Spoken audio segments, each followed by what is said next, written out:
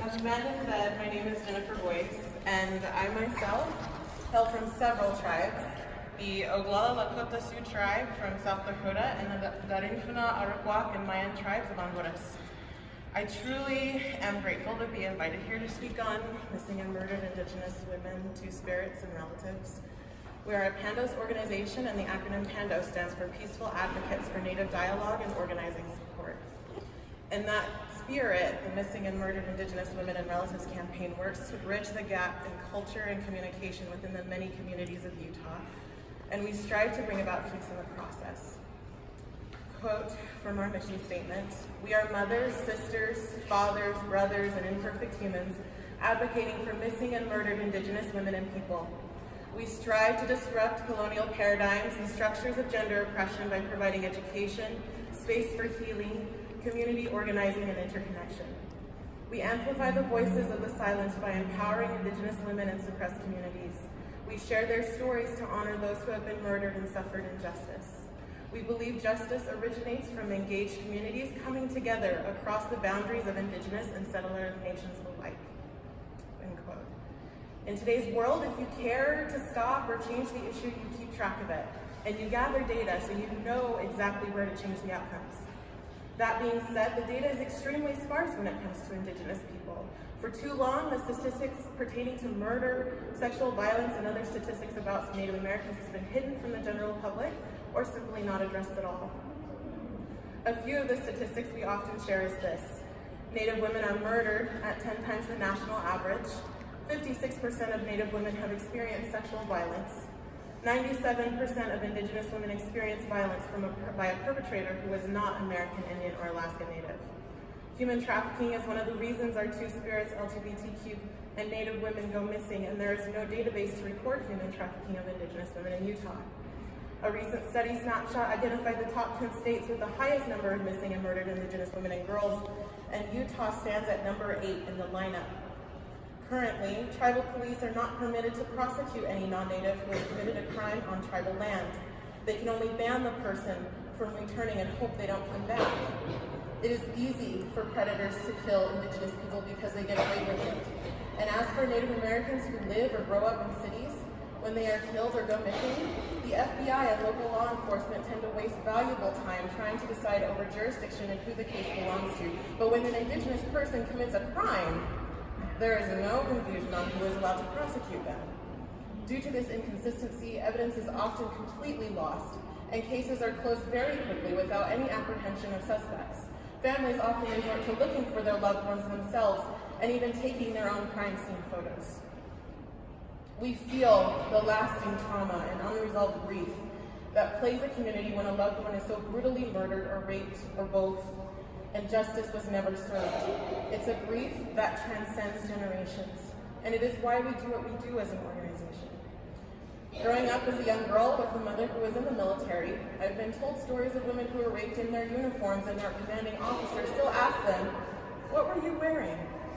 Or says, "You must have done something to encourage him."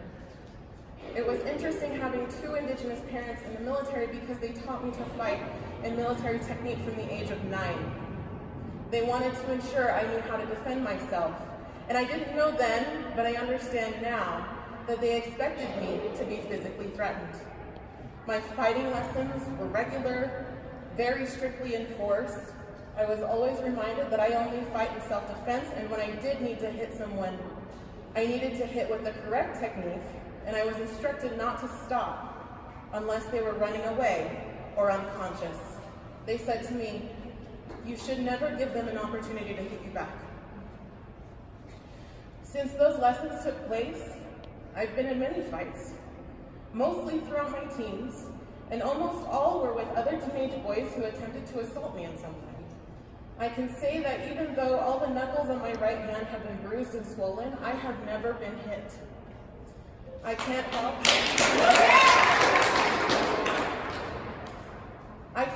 but realize the one thing all women everywhere in the world have been trying to achieve is autonomy over our own bodies. Needing to learn how to protect my young body from being invaded against my will at the age of 9 is disturbing, to say the least, and speaks volumes about the systems and cultures we live in.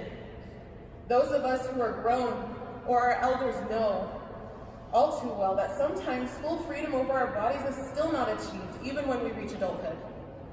We constantly make small choices every day of how to maintain the freedom of our own bodies, and we sometimes don't even have the medical care our bodies require due to legislation, corporations, and societal beliefs.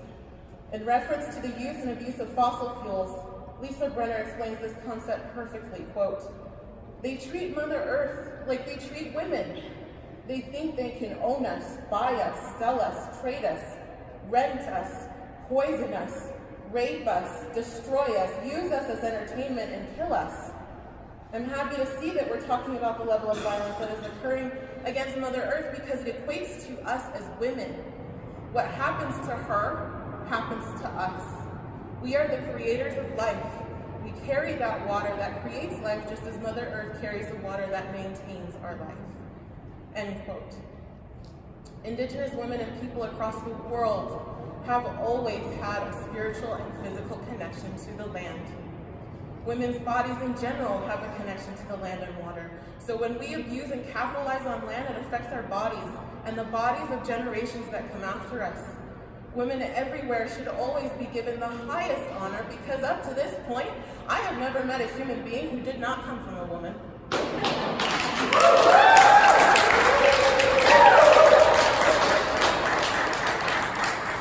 I stand before you today, a resilient, educated, Indigenous woman who will not stop fighting for the freedom to thrive in our bodies, because that is the example and hope my mothers and grandmothers have always had for me.